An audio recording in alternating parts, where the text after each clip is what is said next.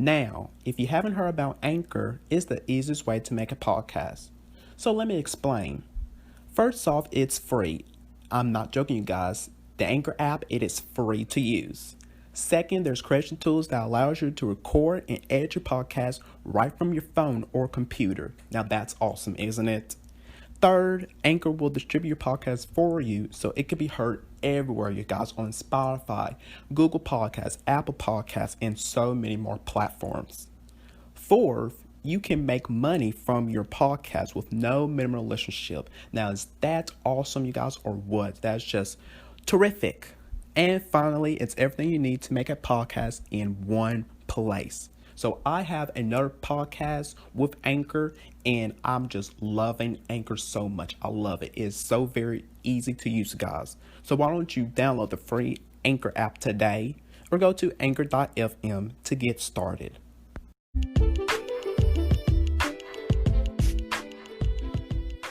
What's up, you guys, and welcome to the official podcast of Damian Talks Education. So listen up. I am here to talk about all things education on my podcast.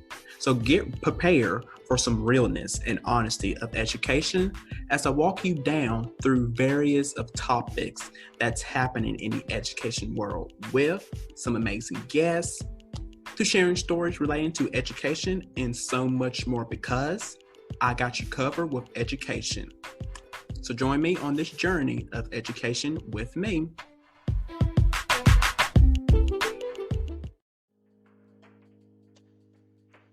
I am your host, Damian Anderson here.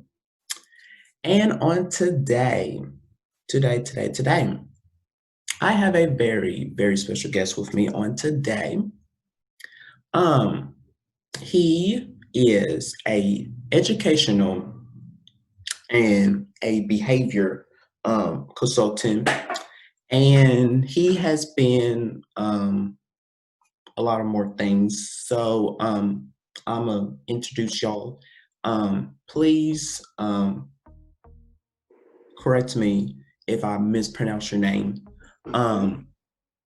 Rufus. Okay, Zechariah. So that's it. All right. So welcome to my show. Thank you. All right. Like what I do on my show before I get started, I like to give my listeners, my viewers, a chance for my guests to give like a little background of themselves. So would you like to just give them like a little background of like who you are too? Okay. Gotcha. Okay. Well, again, like you said, my name is Rufus Zechariah. I currently live in Charlotte, North Carolina. I grew up in a small town called Grifton, North Carolina, about 4 hours from Charlotte. Moved to Charlotte to attend UNC Charlotte, where I got my undergrad degree in elementary education and mathematics. That was back in 2010 when I graduated. So as you can, I'm a little up there. I'm 31. Look, I'm proud to say say that. And then in 2013, I received my master's in curriculum instruction from Concordia University. Throughout my educational career, I started off teaching fourth grade. Taught that for 2 years. And then I looped up with that second group of fourth graders and taught them fifth grade that next year. And then from there, I decided to just change a little path. I went the charter school route after those 3 years. So I've been very exposed to a lot of different educational environments. The first school I worked at was a very Title I, very heavily African-American and Hispanic population. When I transitioned over to the charter school in my fourth year, and that fourth year I actually taught third grade, that school was the total opposite. I had kids that parents were millionaires. So as you can tell, that the total dynamics totally changed, especially from the parents' interaction, the parent involvement, even the interaction between the students, and how much more they were giving me as me trying to pull from them. And then from there, after that third grade year, I transitioned to become their kindergarten through fourth grade facilitator.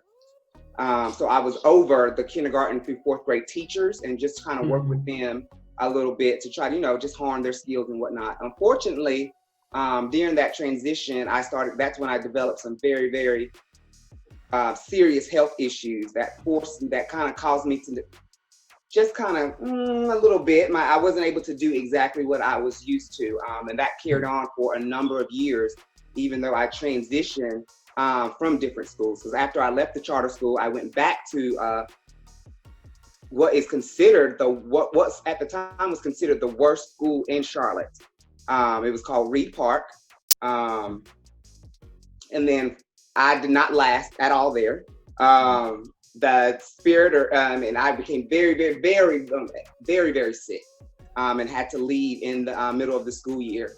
And through that, I transitioned back to movement school in 2017, and was their math interventionist. Okay. So math, like I said, math is my thing. I love reading as well, but there's just something about numbers that really connect with me. From there, unfortunately, my illness did return. I don't really speak about what it is. I'll just go with this, the C word. I don't give power to it. That's why I just call it the C word. Okay. But that did return back in early 2018. And that forced me to really, really take a look at myself and decide, okay, what is God trying to tell you? What is God trying to tell you? And from there, thank God I was able to, beat it twice. Yes. And from there, from that moment, I decided to start developing my own programs and start doing things and start approaching education how I felt like that it should be approached. And that's why I started my own tutoring company, started my own event planning company, as well as started my own YouTube channel that is really geared towards holistic health. All right. So that's basically me in a nutshell. All right. Well, all right. Well, that is great. That is great. So today, let's just hop right into today of what we are going to talk about. So this right here, today, we are going to talk about the benefits of having a Black male educator quite on early in schools. So I want to hear quite of your thoughts quite on this. I want to hear your thoughts on this. Okay. As a Black male educator myself, I definitely understand the importance of having, and not just, I would say definitely elementary. A lot of times, when African Americans, we go into education, we always think about middle school and high school, and that's generally where society will try to place us. Yeah. If we want to be teachers, they will automatically try to put us in middle school, automatically try to put us in high school, simply because they want us to be that disciplinarian. We're done with that. We're done with that. We need to be in the elementary. As soon as the kids get in there, kindergarten teachers, pre-K teachers, first grade teachers, they need to have that exposure early on, because let's face it, a lot of these kids, whether they're Black, white, Caucasian, whatever they are, they don't have that father figure there. They don't have it at all. So when they come to school and they still don't have it, it's like, well, where are they getting that connection from? If they're only with their parent, their mom, or if they're only with their grandma, or if they're only with auntie, or if they're only, with Susie Q, you just never know. And it's like they're not getting that full exposure that is going to help them progress in their life when they start getting those other stages of life, and they need to draw on from that experience from a male perspective. So that's why I feel that it's very, very crucial for anybody that, especially African American males, that if you're interested in education, I say start with elementary. It will be the most rewarding experience you will ever have, because the kids at that age, when I tell you they show love like no other, they give you such joy because it's genuine. They don't have an agenda. When they like you, they like you. When they love you, they love you. When they respect you, they respect you. And that's a powerful thing, not for both parties to experience. Because as that male, let's think about it. With me, I didn't grow up with my dad constantly around, so I did not have a black male educator until I was in middle school, and even then, it was an art teacher. So as you can see, like it's like, yeah, you have one, but that's still not a core class. It's stuff like that. That's why I say elementary, really, really focus down on kindergarten, first and second, and watch those kids start to blossom and develop very, very, very, very quickly. And then once they get that third grade, fourth grade year, and now it's really, really start to hone in on the academics, they don't have any problem when it comes to the social interaction. They don't have any problems when it comes to how to get along with others and how to show respect and all that, because they've already gotten that foundation from a strong king early in their educational career. Okay. And also, we kind of, me and then my co-host, and we had like a guest. We talk about this quite like on our podcast. When we kind of see they see us, as the disciplinarian. To me, like, I don't understand as why do they see us as that? To me, that we are not there to, to do that all the time. I mean, all the time. Yes, that just like really kind of like bugs me to death. I mean, we are not there 24/7 to do that all the time. I mean, that's just, I mean,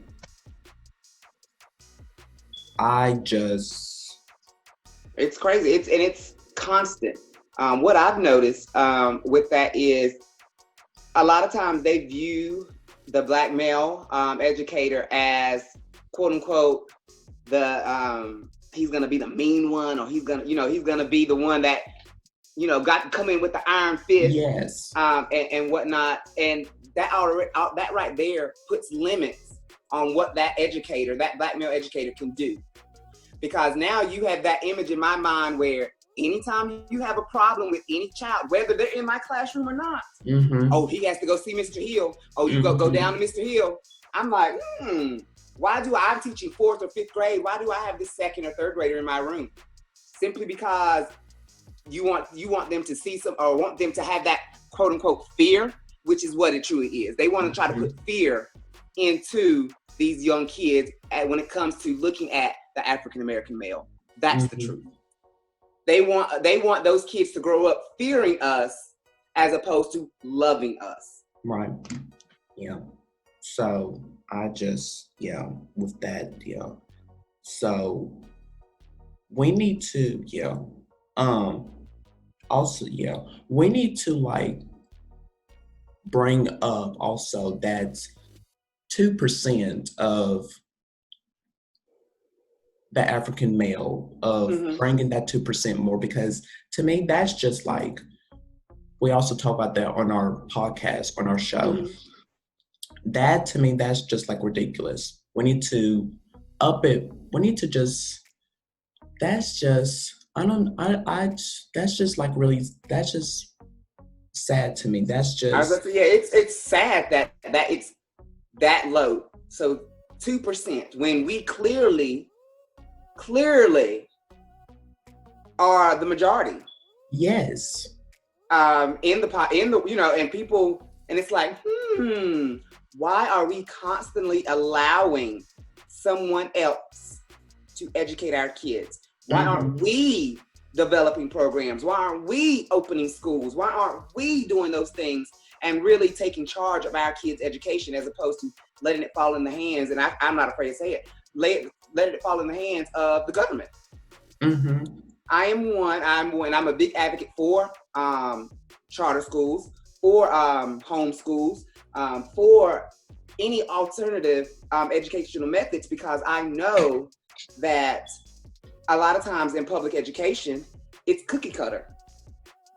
And kids are fed information as opposed to being allowed to explore and allowed to really discover the information on their own. My philosophy was always, if I can ignite that curiosity in my kids, then they will be lifelong learners long after they leave me. And that's the goal. That has always been my mindset when I approached education, is I could care less if I teach you how to solve this 2 + 2 problem, or if I can teach you how to read. If I can teach you the fact that you can go out there and find these skills and discover these skills and hone these skills on your own without anybody telling you to, then I've done my job. Yeah. Mm-hmm. I completely agree with that. So, yeah.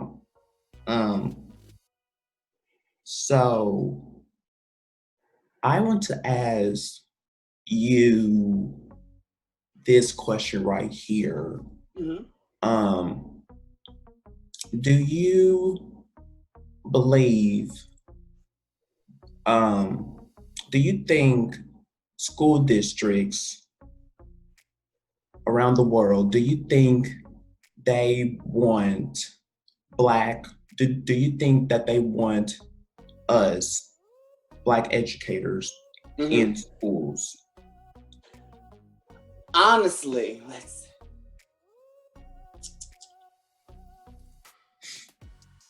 no. Okay. Honestly, I think it's very clear of who they prefer as educators. It's the Caucasian woman. It's very obvious. They are the ones that get the most scholarships to these programs. They're the ones that get those are the ones that get promoted most often when it comes to higher positions after teaching, as it comes to facilitating, when it comes to being admins. And I always look at it, and I used to always keep my mouth shut when I just would observe, the choices that some of these districts make when it comes to appointing administrators, and when it comes to giving opportunities to, African Americans, whether it be male or female. I'll give you one example. When I was at Cabarrus Charter Academy, which is a school from Charter Schools USA, I don't mind exposing them because I just feel like they are truly not what they say they are. I worked with them for 2 years. That was the school I was that facilitator. I taught 3rd grade and then was a facilitator. They have a great vision that they like to spread out that says putting students first. But through my experience, every decision that they ever made was always about putting them first, always about putting the money first, always about putting the parents first and making sure they're happy. It was never about the students. So I was just like, And then one instance, that school year, we had to go through a big transition where we lost our principal, our initial principal, and they, they made the AP principal, and then they had 2 people that were stepping in that AP role. One was my very, very good friend. She was African American, and then there was another lady who was Caucasian. So we knew that throughout the rest of that school year that one of them, they were basically in a couple of months interview to see who was going to get that position for the new school year. Okay, so things started to progress, and let me just give you a little bit background about those 2 people. One, the African American, she had her degree in education, had her admin in the process of finishing her admin license, had taught for numerous years, was the science facilitator, worked at numerous schools, just really had a good rapport with the students. The other lady, she was a 4th grade teacher. She looked at her results and stuff like that towards the end of the year, totally dismissal. Totally, I was like, okay. And then through those couple of months, she really didn't offer any type of support to the teacher. She really didn't, because she didn't have the admin degree. She didn't have that knowledge. She didn't know how to do this type of form and how to do that form and how to be in compliant with all that. However, tell me why she was the one that got the position during the summer. That's exactly what we said. And we were like, it just did not make sense at all. They couldn't justify it. Wow. They couldn't justify it. You have this beautiful African-American woman that had all the pedigree in the world, had all the results in the world, but you still chose to go with someone that fit your image. Well. Okay, then. Well. So, and the only reason I feel that I was able to be promoted as being that facilitator that next year was as the academic facilitator because of my rapport with the teachers and my rapport with the principal that had left and the new principal, basically the AP that was there when she was there. They knew my work ethic. My results proved it. My attitude, my demeanor is something that they saw that they needed in order to keep some teachers there. Because there was a lot of teachers during that time that were ready to leave. But once they found out that I was going to be the facilitator, they decided to stay. So again, that was a very strategic move on their parts. Okay. Okay, then. Well. Well. Yes. Let me ask you a question. During your educational career, how many Black male educators have you encountered as far as, being exposed to? I only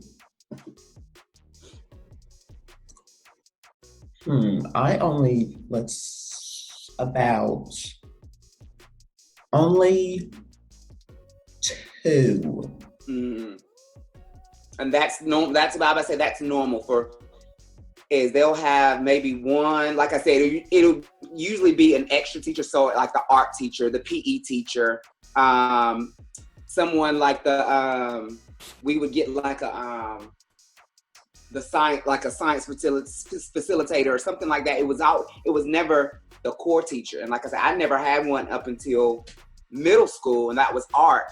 And then I had one in PE. And then I can say that after that was it. I did not have one in high school, which was very surprising. From what I can remember, I didn't have any Black male educators in high school. Luckily I did have plenty of African American women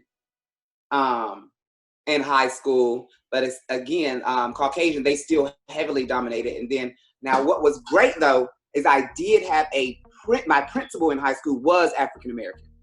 Yeah. Yes, his name was Mr. Sins.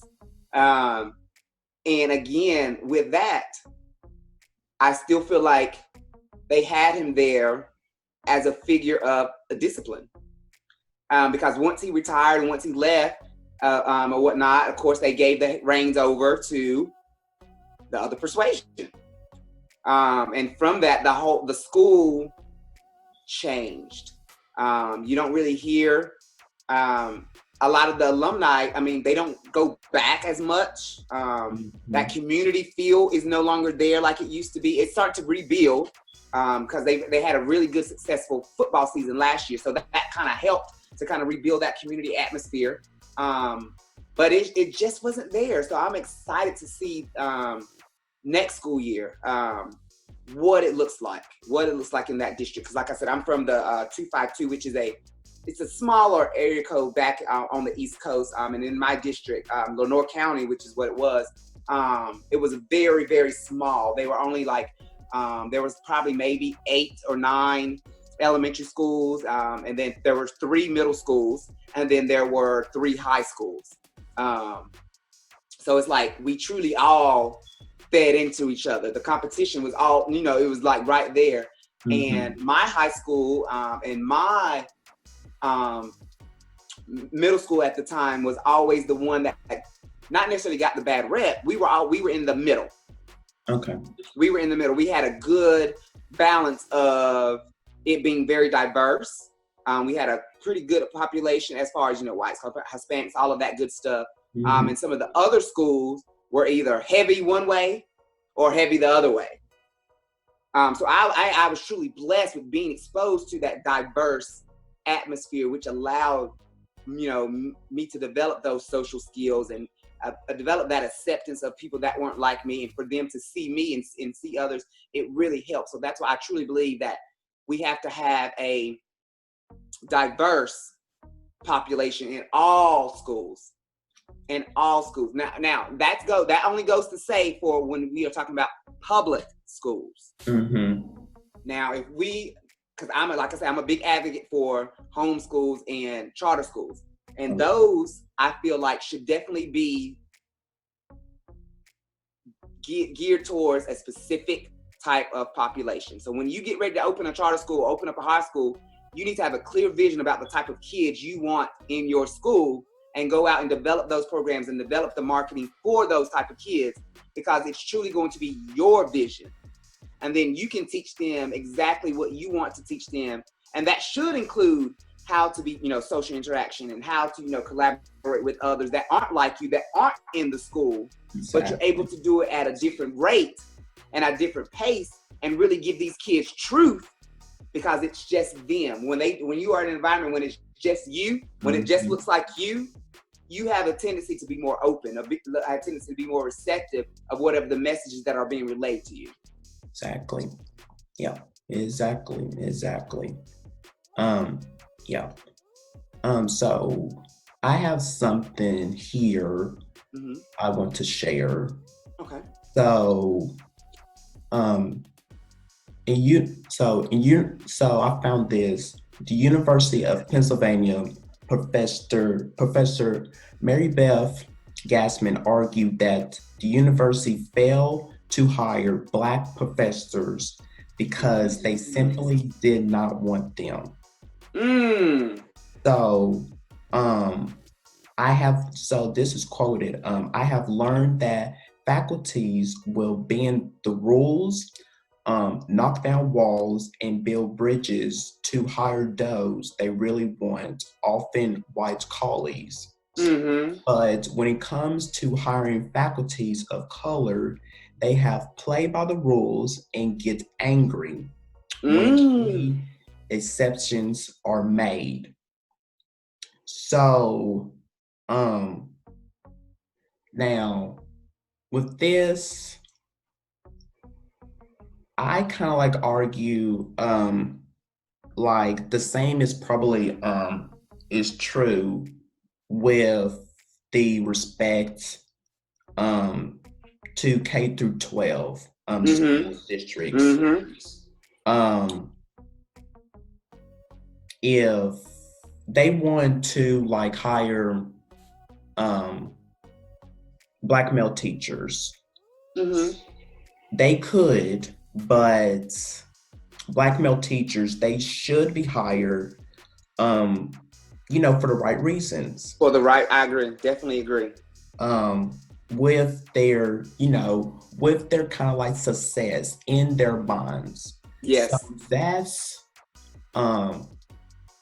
that's my thoughts on this, right? So what do you kind of think on this? I definitely think that is totally true. Even the example that I gave with the charter school that hired the teacher that wasn't qualified to be AP, yes, over someone who did actually have an AP degree. Yes. It's like, huh? But I definitely feel that it comes down to basically they're intimidated by us. They know that if they give us those type of positions, that we're not going to put up with a lot of mess. That we're going to stand up for what we believe in. And sometimes that can get very confrontational. And I'm one that I have such a passion for education. Oh, I will argue you down. And this is because I have the love for these kids, for the youth. I truly put them first. So if you come at me with anything that is truly not going to benefit these kids, oh, we're going to go at it. Mm-hmm. And I might not, and that's what I might not win that battle, but I'm going to let it be known that I was not in support of the things that you're trying to do. Exactly. So when things do fall apart, which they always do, mm-hmm. you can come back and say, I was like, and I never say, I told you so. That's not me. I just say, and I wait for them to come back and search for a solution from me.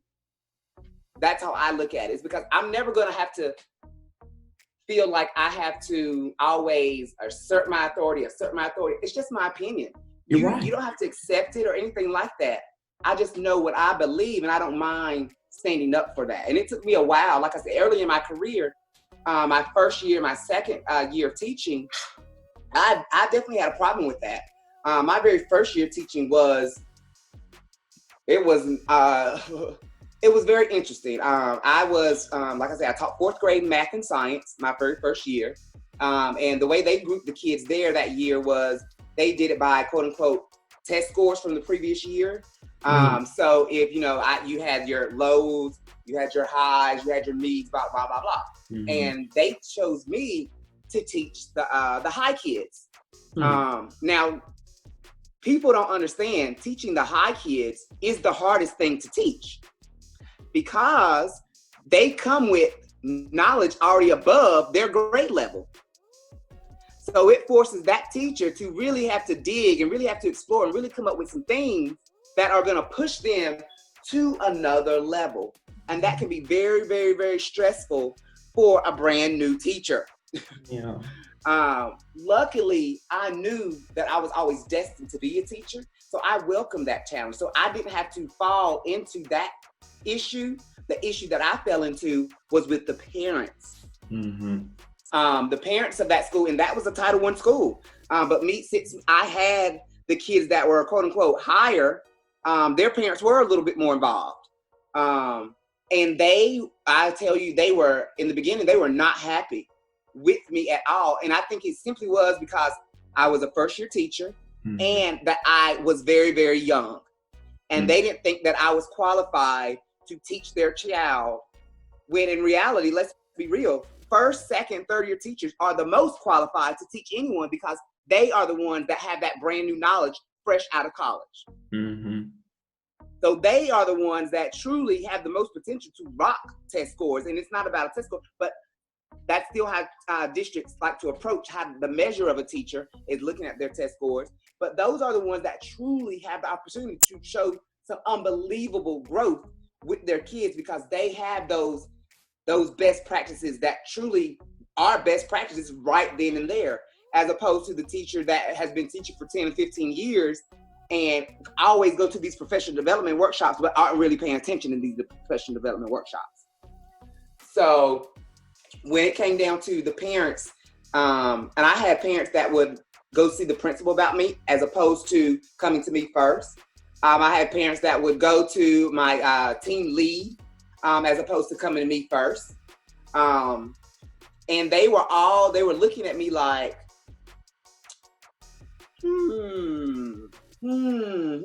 But when I would get in the meetings and I would start to actually speak, it changed. They would be like, oh, yes, I know what I'm doing. Look, I know what I'm doing. And from that, after those scores and stuff came back, and when I tell you that day, I will never forget it because it literally, as I'm about to bring tears to my eyes now, because I remember one particular kid, his name was Chancellor. And Chancellor had failed third grade. And so he did third grade twice, and that was his first time being promoted to fourth grade. And since he did third grade twice, his second year's test scores were, of course, really, really high. So he was placed in my group. Now listen to what I said. Okay. You failed third grade the first time, but because you had already had it The second time, your test scores were unbelievable. So they placed him in my group. Now I knew that he was not qualified technically to be in my group, because that could have just been luck. And you've already been exposed to that mirror. You should have had a good test scores. You had it twice. Mm-hmm. So I really had had to work with him and a couple of others, but he always comes to mind because when the test scores came back, and I just remember him because he wasn't in my homeroom, but I just remember him running down to my classroom and showing me his paper, and he was like, "Mr. Hill, I did it. That baby got 4s on his, the first time around, when he had 1s in 3rd grade and 2s in 3rd grade, and he went from that to a 4 the first time around. And I was like, wow. And right then and there, I knew, like, I'm gonna have some tough days. I'm gonna have kids. I'm gonna have all this stuff. But I knew that this was truly my calling, because the joy in his face, the amount of just pure happiness that he was able to achieve something that, let's be real, no one probably expected that. And I can be real, I wasn't sure, but I did notice, how he was progressing, and he was always that, that C average student as opposed, whatnot. And I knew that his confidence was taking hits sometimes because he was in that high group, and some of those kids, they were very high.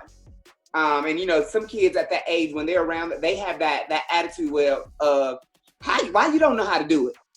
I know, that type of thing, and that can really damage kids early on. So I just had to be very strategic about, who I placed him with and who he was working with. And it takes a lot of work, but that's the sign of a true educator.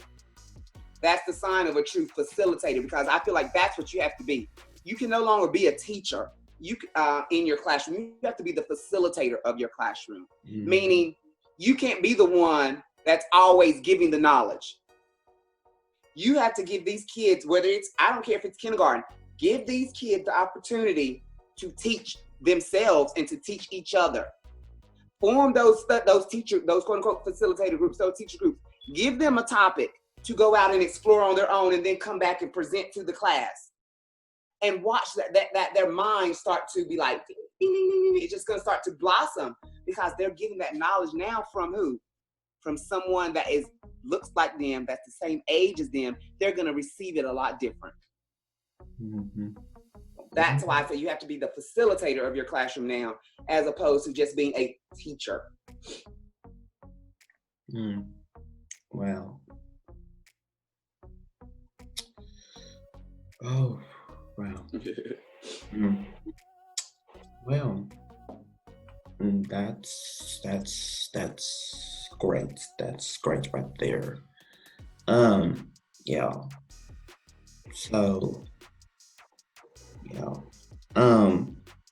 Is there anything else that you would like to add to this discussion before we wrap this up? Okay, let's see. I would just say, people that are, students that are about to venture into, maybe it's their first year, first, second, third year, or even if you're just about to enter into college and begin that journey of becoming that facilitator, I would say remain authentic. Mm-hmm. So personally, remain authentic, meaning don't start to try to change yourself to fit the mold of what you think, or what you think they want as a teacher, or what you think they want as an educator. Truly be yourself through the entire process, even if it's, taking classes, when it's standing up doing presentations, when it's going on, I don't know what you guys call them there, but here we call them clinical experiences. So that's like when you go in, you're not a teacher yet, but you go in and observe other teachers. You go in and just take notes. You go in and volunteer and whatnot. Truly be authentic in the way you approach it. If you're that extra crazy type of teacher that I was, like I used to do cartwheels in my classroom, and the kids would just be like, "Mr. Hill, you crazy." I was like, I know. I said, "But you love me though, don't you?" And they're like, I said, because it gives the kids that opportunity to see you as human. Mm-hmm. It gives the kids the opportunity to see you as, oh, they're just another person. I don't have to be scared. I can truly share with them. And since I developed that type of relationship, kids used to tell me things that they would never tell anybody else. And that's how I built that. I always have that relationship with kids. Even kids to this day, when they see me, and I might not remember their names, but boy, they sure remember me. And it just gives you good energy all the time, just to know, wow, I truly have made a difference. Because all I needed to do was reach what? Just one kid in my career, and I would have been happy. And just to see that constantly coming back in, even from other teachers and other people that I've worked with. Like I said, I've worked at a numerous of schools throughout my educational career. I want to say a total of 5 or 6, and still get that type of love from the people that work there. I knew I could still go back to any school right now that I've ever worked at and have that same type of love like I just left yesterday. And that's a sign of not only a great educator and facilitator, but that's the sign of just a genuine, authentic person.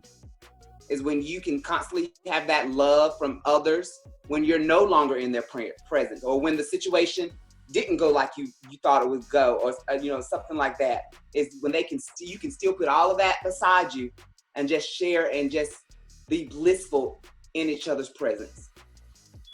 Mm-hmm. So that's what I would say, is just remain authentic during this journey. All right. All righty then. So I would like to thank you for coming onto my show today. Great for having you on. A great discussion we had. So yes. Thank you for coming on. You are welcome to come back anytime you like. Anytime. All right. Sounds good. All right. So where can people follow you at on? Gotcha. Okay. You could follow me on Instagram. I have a couple of different accounts, but I would say the main one is to follow my personal account, which is at 24K the Golden One. That's also on Facebook as well. If you would like to follow my business page, which is where I have things about my tutoring. I do my gift basket, teacher appreciation award, all that good stuff. You can follow me at CS by RZ. So again, that was CS by BYRZ. And that's on Instagram and as well as Facebook as well. And then my actual website, you can visit and see what I offer and things that I'm doing and whatnot, is www.creativesimplicitybyrz.com. All right. So I will see y'all into the next video. Have a great and fantastic day. All right. Peace. Hello, everyone. Damian Anderson here. If you have a question, concerns about Damian Talks Education, stories to share with me, any feedback to share, reactions to the topics that I talk about, jokes to tell, or someone you will like for me to interview, please let me know by direct messaging me on Instagram and Twitter at Damian Talks EDU, on Facebook at Damian Talks Education.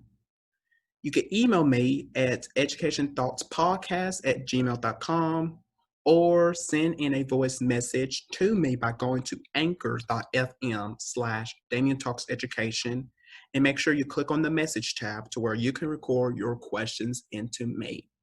Thanks so much.